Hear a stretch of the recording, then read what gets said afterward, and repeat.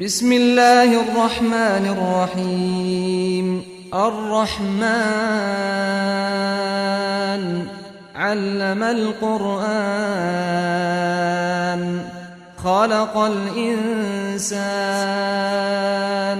علمه البيان الشمس والقمر بحسبان والنجم والشجر يسجدان والسماء رفعها ووضع الميزان ألا تطغوا في الميزان وأقيموا الوزن بالقسط ولا تخسروا الميزان والأرض وضعها للأنام فيها فاكهة والنخل ذات الأكمام والحب ذو العصف والريحان فبأي آلاء ربكما تكذبان خلق الإنسان من صلصال كالفخار وخلق الجان من مارج من نار فبأي آلاء ربكما تكذبان رب المشرقين ورب المغربين فبأي آلاء ربكما تكذبان مرج البحرين يلتقيان بينهما برزخ لا يبغيان فبأي آلاء ربكما تكذبان يخرج منهما اللؤلؤ والمرجان فبأي آلاء ربكما تكذبان وله الجوار المنشآت في البحر كالأعلام فبأي آلاء ربكما تكذبان كل من عليها فان ويبقى وجه ربك ذو الجلال والإكرام فبأي آلاء ربكما تكذبان يسأله من في السماوات والأرض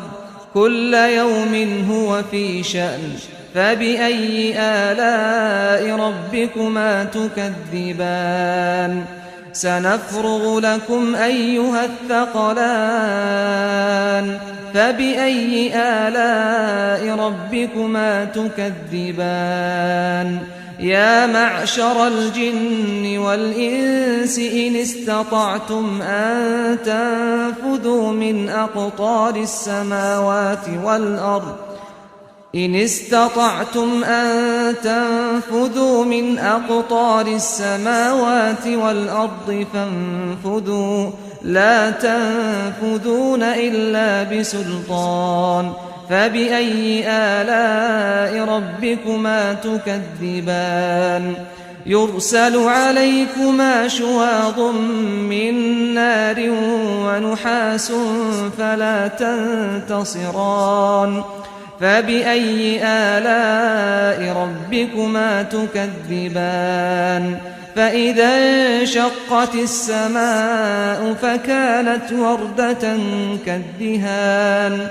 فبأي آلاء ربكما تكذبان فيومئذ لا يسأل عن ذنبه إنس ولا جان فبأي آلاء ربكما تكذبان يعرف المجرمون بسيماهم فيؤخذ بالنواصي والأقدام فبأي آلاء ربكما تكذبان هذه جهنم التي يكذب بها المجرمون يطوفون بينها وبين حميم آن فبأي آلاء ربكما تكذبان ولمن خاف مقام ربه جنتان فبأي آلاء ربكما تكذبان ذواتا أفنان فبأي آلاء ربكما تكذبان فيهما عينان تجريان فبأي آلاء ربكما تكذبان فيهما من كل فاكهة زوجان فبأي آلاء ربكما تكذبان متكئين على فرش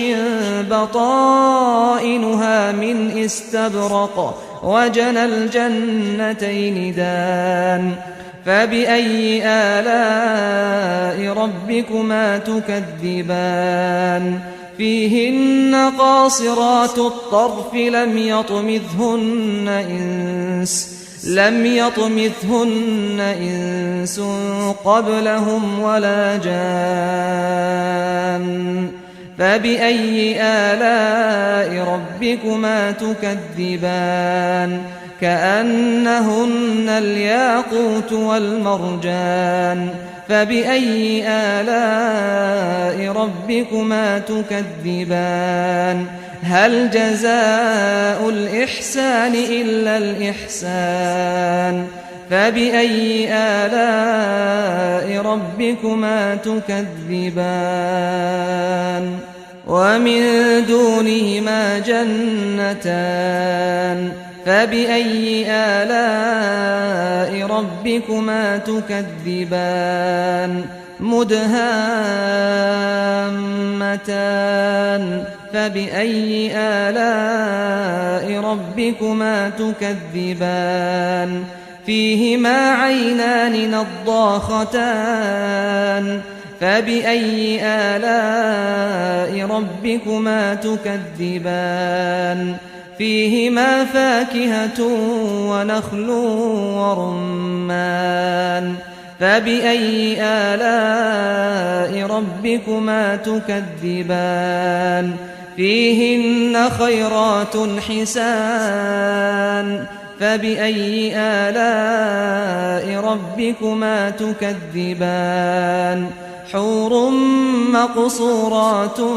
في الخيام فبأي آلاء ربكما تكذبان لم يطمثهن إنس قبلهم ولا جان فبأي آلاء ربكما تكذبان متكئين على رفرف خضر وعبقري حسان فبأي آلاء ربكما تكذبان تبارك اسم ربك ذي الجلال والإكرام